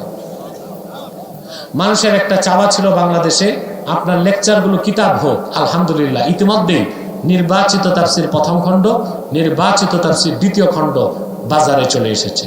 সব আসবে ইনশাআল্লাহ, বেঁচে থাকে। আল্লাহ কবুল করুন। সম্মানিত শুধু আল্লাহর ওলি হতে ঈমানের উপর কি লাগবে? তাকওয়া। তাকওয়ার ব্যাখ্যা অনেক, আমি এক কথায় বুঝাই দেই। আজকে আমরা কিভাবে আল্লাহর ওলি হব সেই ফর্মুলা নিয়ে বাড়ি যেতে চাই। ঈমান বুঝলাম, এবার তাকওয়া। তাকওয়া কি আমি সহজ একটা সংজ্ঞা দিচ্ছি আপনাদেরকে। ঈমান আনার পরে ইমতিসালুল আওয়ামির ওয়া ইজতিনাবুন নাওয়াহি, কোরআন হাদিসের হুকুম মানা আর নিষেধ ছাড়া, তার নাম তাকওয়া। শুধু হুকুম মানার নাম তাকওয়া নয়, শুধু নিষেধ ছাড়ার নাম তাকওয়া নয়। দেখা যায় আমার দেশে অনেক বেনামাজি আছে, 1 ওয়াক্ত নামাজ পড়ে না, বলে নামাজ পড়ি না, তবে একটা মিথ্যা কথা বলি না। আবার অনেক নামাজি আছে 40 বছর নামাজ পড়ে, সুদও খায়, ঘুষও খায়, পাল্লায় ওজনে কম দেয়, আরেকজনের ক্ষেতের সীমানা ধাক্কাধাক্কি করে। আছে না নাই? একজন নিষেধ ছাড়তেছে, হুকুম মানতেছে না, আরেকজন হুকুম মানতেছে, নিষেধ। এটা তাকওয়া না। তাকওয়া হচ্ছে ইমতিসালুল আওয়ামির ওয়া ইজতিনাবুন নাওয়াহি। ঈমান আনার পরে হুকুমকে মানতে হবে, নিষেধকে ছাড়তে হবে। তো হুকুম মানা, নিষেধ ছাড়া, মোট বিধান হয় 8টা। কয়টা বলে দিব? হুকুমগুলো 4 প্রকার। কয় প্রকার? ইমতিসাল 4 প্রকার। ইমতিসালুল আওয়ামির 4 প্রকার। কয় প্রকার? ফরজ, ওয়াজিব, সুন্নত, নফল। আর যা ছাড়তে হবে তাও 4 প্রকার: কবিরা গুনাহ, সগীরা গুনাহ, মাকরু তাহরিমা, মাকরু তানজিহা। আপনি যখন সব হারাম ছেড়ে দিবেন, কবিরা সগীরা মাকরু সব বাদ দিয়া ফরজ ওয়াজিব সুন্নত আদায়ের পর যত বেশি নফল করবেন, আল্লাহর ওলি হিসেবে আল্লাহর নৈকট্য পেতে থাকবেন। এটা আমার কথা নয় মুসলমান, হাদিসটি আনাস বিন মালিক থেকে এসেছে। বুখারী শরীফে আছে, মুসলিমে আছে, মেশকাতে আছে, রিয়াদুস সালিহিনে আছে, মিসবাহুস মাসাবিহুস সুন্নাতে আছে এবং আল আরবাঈন লিল ইমাম নববী 6টা হাদিসের কিতাব থেকে বললাম। আরও থাকতে পারে, দেখে নেবেন। আমি 6টা হাদিসের কিতাব থেকে বললাম, আরও থাকতে পারে হাদিসের কিতাবে, দেখে নেবেন। কথা বুঝতে পারছেন? আল্লাহর হাবিব ইরশাদ করেছেন, আল্লাহ তাআলা বলেন, ওয়ালা ইয়াজালু আবদি ইয়াতাকাররাবু ইলাইয়া বিন নওয়াফিল হাত্তা আহবাবতুহু ওয়া ফি নুসখাতিন হাত্তা উহিব্বাহু। সুবহানাল্লাহ। আল্লাহ বলেন, ফরজ ওয়াজিব সুন্নতের পরে আমার বান্দা যত বেশি নফল করে, সুবহানাল্লাহ, মা ইয়াজালু আবদি ইয়াতাকাররাবু ইলাইয়া বিন নওয়াফিল, যত নফল করে বান্দা আমার কাছে আসতে থাকে, আমার নৈকট্য পেতে থাকে, এত কাছে আসে স্বয়ং আমি আল্লাহ তারে ভালোবাসতে থাকি। আল্লাহু আকবার, সুবহানাল্লাহ। আল্লাহর ওলির সাথে, আল্লাহর ওলির সাথে আল্লাহর কি সম্পর্ক? সুবহানাল্লাহ। তুমি সাতার এমপি মন্ত্রীর কাছে যাইয়া ছবি তুলতে চাও, আর তুমি যদি মুহাম্মদ সাল্লাল্লাহু আলাইহি সাল্লামের ইমানদার উম্মত হয়ে নেক আমল করতে পারো, আল্লাহর নিকটে তুমি পেতে থাকো। আপনি আল্লাহর এত কাছে যাবেন, আল্লাহ বলেন আমি বান্দাকে ভালোবাসতে থাকি। ফাইদা আহবাবতুহু ফাকুনতু সামআহু আল্লাযী ইয়াসমাউ বিহি ওয়া বাসারাহু আল্লাযী ইউবসিরু বিহি ওয়া ইয়াদাহু আল্লাতী ইয়াবতিশু বিহা ওয়া রিজলাহু আল্লাতী ইয়ামশি বিহা। যখন আমি তারে ভালোবেসে ফেলি, তার কানে আমার কুদরত ঢেলে দেই, সেই কুদরতে সে শোনে। আমি তার চোখে কুদরত ঢেলে দেই, সেই কুদরতে সে দেখে। এটার তর্জমা হয়, আমি তার কান হই, সেই কানে সে শোনে। বাঙালিরে আমি এই তর্জমা শুনাই না, না বুঝে শিরক করে বসে থাকবে। সেজন্য আমি তর্জমা একটু চেঞ্জ করে বলি, বাঙালি তো বুঝবে না। তখন হুলুলি আকীদা, এটা শিরকি আকীদা, হাদিসের মানা বুঝবে না। এই জন্য আমি তর্জমাটা একটু বুঝের মতো করে দিছি। এই যে আমি তার কানে কুদরত ঢেলে দিই, সেই কুদরতে সে শোনে। আমি তার চোখে কুদরত ঢেলে দিই, সেই কুদরতে সে দেখে। আমি তার হাতে কুদরত ঢেলে দিই, সেই কুদরতে সে ধরে। আমি তার পায়ে কুদরত ঢেলে দিই, সেই কুদরতে সে চলে। এটাই কারামাতুল আউলিয়া, যেটা আকীদার কিতাবে এসেছে, কারামাতুল আউলিয়া ই হাক্কুন। সুবহানাল্লাহ। আল্লাহর ওলিদের দ্বারা এই কারামত। লাইভ চালাইছো কেন? কি করো? ভিডিও করো তো? কথা শুনতেছেন? আল্লাহর ওলিদের কারামত আমরা বিশ্বাস করেন না? বাংলাদেশে আল্লাহর ওলিদের মাধ্যমে খেদমত হয়েছে, আল্লাহর দ্বীনের খেদমত সবচেয়ে বেশি। ইতিহাসে সন্ন্যাক করে প্রথম যার নাম লেখা, তিনি শাহ কারামত আলী জৌনপুরী। ওনার নাম ছিল মোহাম্মদ আলী।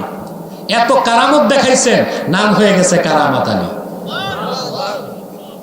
ওনার এক একটা কারামত দেখে হাজার হাজার লোক একসাথে মুসলমান হয়েছে। সুবহানাল্লাহ বলবেন? তারা আল্লাহর ওলি হতে চান? আল্লাহর ওলি হতে বংশ লাগে? কথা বলে না। সৈয়দ, আব্বাসী, সিদ্দিকী, জনপুরি, ফুরফুরাবি, কথা বলে না। ফারুকি, ওসমানী, আলাবি, দুইটা জিনিস লাগে, ইমান তাকওয়া। ইমান তাকওয়া। তাকওয়া বুঝতে পারলাম? তাকওয়া বুঝতে পারলাম? আজকে আমরা আলোচনা কি বুঝছেন? আমরা আল্লাহর ওলি হব, আল্লাহর ওলিদের সাথে চলবো, আল্লাহর ওলি হবার পদ্ধতি কি, ফর্মুলা কি, তা শিখলাম। ঠিক কিনা? তাহলে ভাইয়েরা, এখন টিচিং সবক, কি সবক নিয়ে যাবেন? আমরা এতক্ষণ সূরা ইউনূস থেকে আল্লাহর ওলির পরিচয় পেয়েছি। আল্লাহর ওলির কোনো চিন্তা নাই, কোনো ভয় নাই। গ্যারান্টি কে দিয়েছেন? সুবহানাল্লাহ কইবেন না? আমাকে যদি বলেন দুনিয়ায় আল্লাহর কিছু ওলি দেখতে চাই, আমি বলবো ফিলিস্তিন যাও, হামাসের মুজাহিদদেরকে একবার দেখে না। লম্বা দাড়ি নাই, ঈমান আছে। দুনিয়ার সবচেয়ে নিকৃষ্ট হিংস্র মানবতার দুশমন ইহুদি ইসরায়েলের অস্তিত্বকে তছনছ করে দিচ্ছে তারা। ওদের ঈমান আছে? সুবহানাল্লাহ বলবেন না? লম্বা পাগড়ি নাই তোমার মতো, কিন্তু তোমার চেয়ে তার দাম আল্লাহর কাছে বেশি। তুমি তো খানকায় বসে তাসবিহ যাবো, আর ওরা বাইতুল মুকাদ্দাসের ইজ্জত রক্ষায় জীবন দিচ্ছে। সহজ কথা না।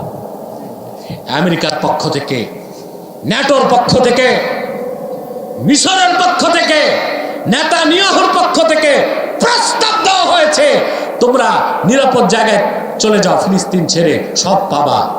বাইতুল মুকাদ্দাসকে ছেড়ে ওরা সরতে চায় না। ওদের মধ্যে যারা খাঁটি মুসলমান, তারা যদি ওলি না হয় তো ওলি হবে কি? আমি আলোচনার শুরুতে বলেছিলাম ওলির একটা অর্থ সাহায্যকারী। ইসরায়েলের পক্ষে আছে পশ্চিমা দুনিয়া, কাফের মুশরিক শয়তান, আর মুসলমানের পক্ষে কে? বিজয় কি কাফের মুশরিক শয়তানের না মুসলমানের? তার একটা ছোট্ট ঝলক কি ফিলিস্তিনে দেখেন নাই? কথা বলেন, দেখেন নাই? ইসরায়েল যে ট্যাঙ্ক নিয়ে আসছে গাজায়, ওই একটা ট্যাঙ্কের দাম $35 লক্ষ মার্কাবা। এটা বানাইতে এটা $35 লক্ষ, মানে বাংলাদেশি টাকায় 35 কোটি টাকা। কত? এটারে ধ্বংস করতে হামাস যে রকেট লঞ্চার ইউজ করে, ওইটা হামাস বানায় চিনি, ইউরিয়া সার আর সামান্য বারুদ দিয়া। ওই রকেট লঞ্চার বানাতে হামাসের খরচ বাংলাদেশি টাকায় 3,500 টাকা। আর ট্যাঙ্কের দাম কত? 35 কোটি টাকা। আর এটা 3500 মাত্র। অথচ মার্কাবা ট্যাঙ্ককে বলা হয় ওয়েল সিকিউরড ভেসেল। বুঝলেন? Well secured tank. এত ক্ষমতা সম্পন্ন ট্যাঙ্ক এটা। আপনার গ্রেনেড তো ছাতা কিছুই না, ডিনামাইট মারলেও আঁচড় ফেলা যায় না, এইরকম একটা ট্যাঙ্ক হামাসের মুসলমান 3500 টাকা দামের সামান্য একটা আপনার রকেট লঞ্চার নিক্ষেপ করে মুহূর্তে ট্যাঙ্কগুলো জ্বলে ছাই হয়ে যায়। এটা হচ্ছে ইমানদার হামাসের পক্ষে আল্লাহ সাহায্য ছাড়া আর কিছু না।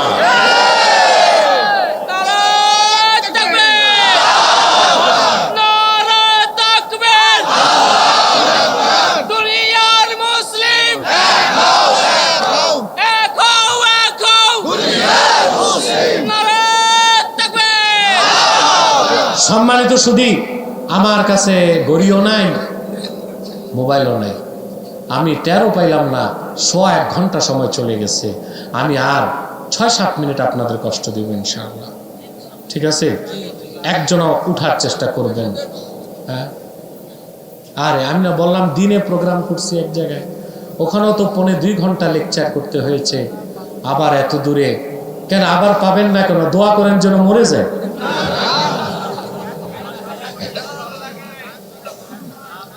সম্মানিত সুধী, আচ্ছা তাইলে আমরা সবক কি নিব?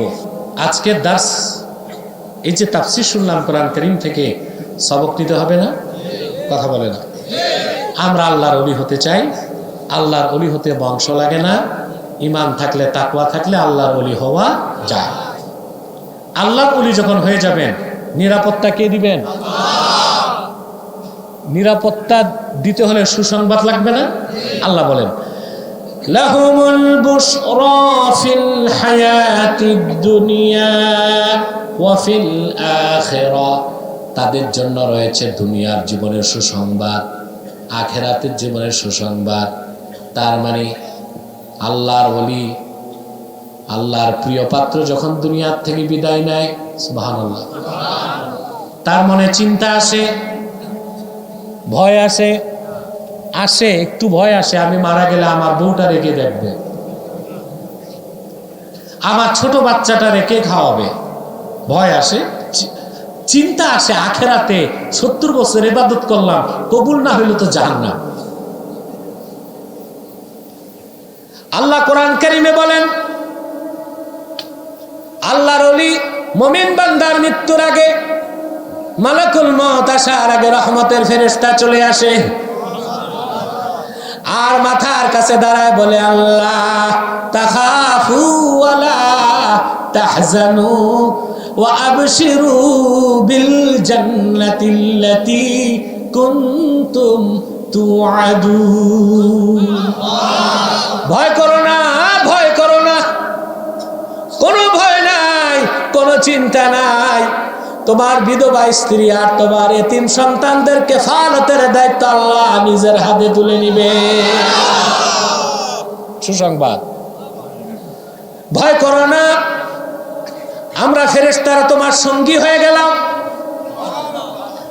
কবরে মিজানে পুলসিরাতে সব জায়গায় সঙ্গে থাকবো, বিদায় সংবাসন দিয়ে আল্লাহর জান্নাতের দরজা পর্যন্ত আগায় দিব। ওয়া আবশিরু বিল জান্নাহ, জান্নাতের খোঁজ খবর নাও। মুফাসসির লেখেন ইমাম রাজি তাফসীর কবিরে, ফেরেশতা যখন সুসংবাদ দেয় আল্লাহর বান্দার ঘর থেকে আকাশ পর্যন্ত সব পর্দা সরে যায়। সুবহানাল্লাহ বলবেন। দুনিয়ার জমিন থেকে আল্লাহর বান্দা, মুমিন বান্দা, আল্লাহর ওলি বেহেশতে তার নূরের কামরা দেখতে পায়। বেহেশতি হাসি হাসতে হাসতে আল্লাহর ওলি, আল্লাহর প্রিয় বান্দা আল্লাহর কাছে চলে যায়। আর সেটাকে আল্লাহ বলেছেন, যালিকা হুয়াল ফাওজুল আযীম। আর এটাই হচ্ছে মহা সাফল্য। অতএব আমরা আল্লাহর ওলি হতে চাই, তাহলে ঈমান ঠিক করতে হবে। 2, তাকওয়া লাগবে।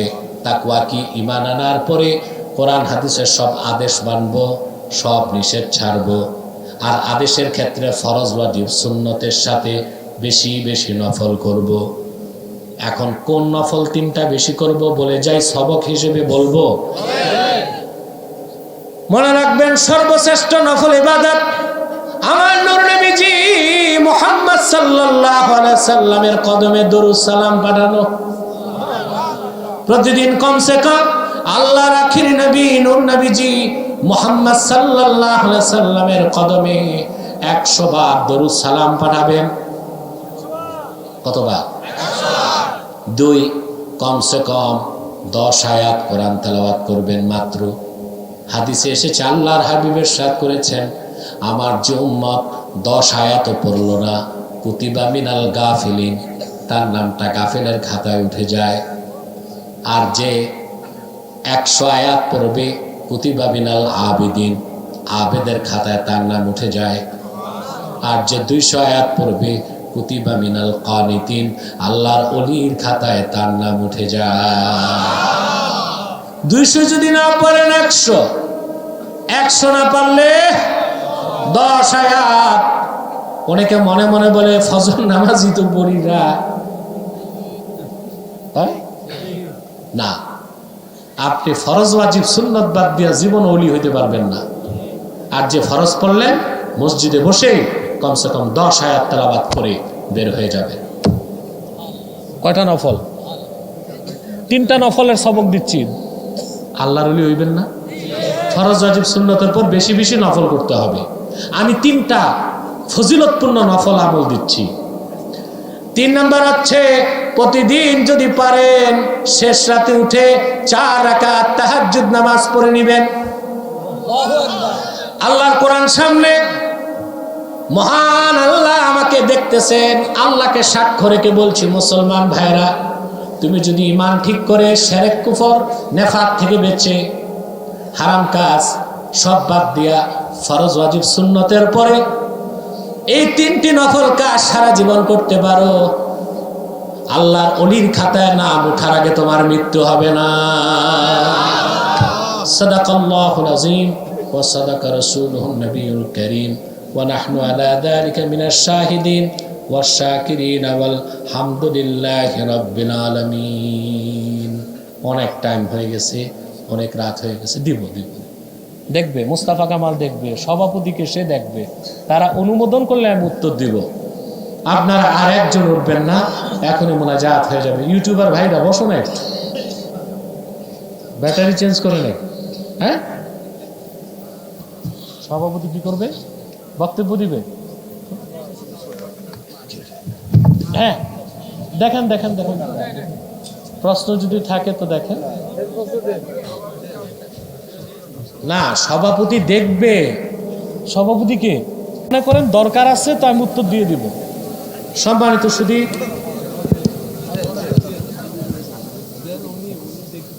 উনি দেখবে। মুস্তাফা কামাল কোথায়? খাইতে গেছে নাকি? হ্যাঁ, কোথায় গেছে? হ্যাঁ, সাইডে গেছে, তো উজু করে দ্রুত আসুক। এনামুল দেখো, এনামুলকে দাও। প্রিয় ভাই সব কষ্ট করছেন অনেক, আমি দেরিতে এসে কষ্ট দিচ্ছি, সে যাই হোক, কষ্টগুলো মাফ করে দিবেন। আপনাদের কল্যাণে আমি কিছু কথা বললাম।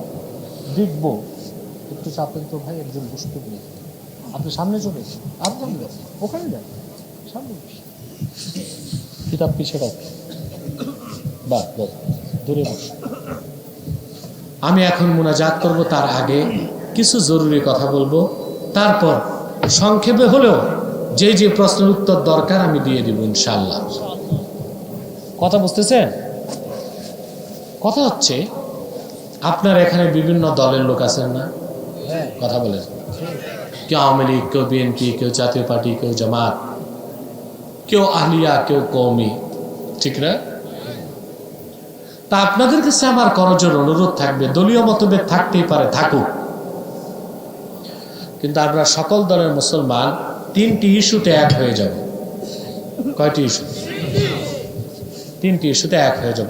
এক, প্রথম, ইসলামের সুমহান স্বার্থ রক্ষায় সকল দলের মুসলমান এক হয়ে যাবে। মুসলমানদের মৌলিক দাবি আদায়ে সকল দলের মুসলমান এক হয়ে যাবে। আমাদের মৌলিক দাবি কি আদায় হচ্ছে বাংলাদেশে? এই দেশে 50 বছর যাবৎ মুসলমান দাবি করতেছে কাদিয়ানীদেরকে অমুসলিম ঘোষণা করো। যারাই সরকারে আসে তারা কেউ আমাদের কথা শুনে না, আমাদেরকে ধোঁকা দেয়। তার একটাই কারণ, আমরা এক হইতে পারি না। কথা বলেন। 3, আমাদের স্বাধীনতার সার্বভৌমত্ব রক্ষায় আমাদের এক হইতে হবে, ঠিক না?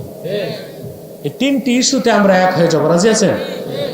এই 3টি স্বার্থের বিরুদ্ধে আমাদের দেশে কাজ করতেছে 3টি অমুসলিম সম্প্রদায়। কয়টি? তার মধ্যে, চুপচাপ বসে থাকো, ওদিক তাকাও। তার মধ্যে সবচেয়ে জঘন্য হচ্ছে কুখ্যাত কাদিয়ানী সম্প্রদায়। নিঃসন্দেহে তারা কাফের এবং অমুসলিম। তাদেরকে যারা কাফের বলবে না, তারাও কাফের, কারণ তারা আল্লাহর আখিরি নবী নূর নবীজি আমার মুহাম্মদ সাল্লাল্লাহু আলাইহি সাল্লামকে আল্লাহর শেষ নবী হিসেবে বিশ্বাস করে না। চিল্লায় বলেন নাউজুবিল্লাহ। সেজন্য তারা কি?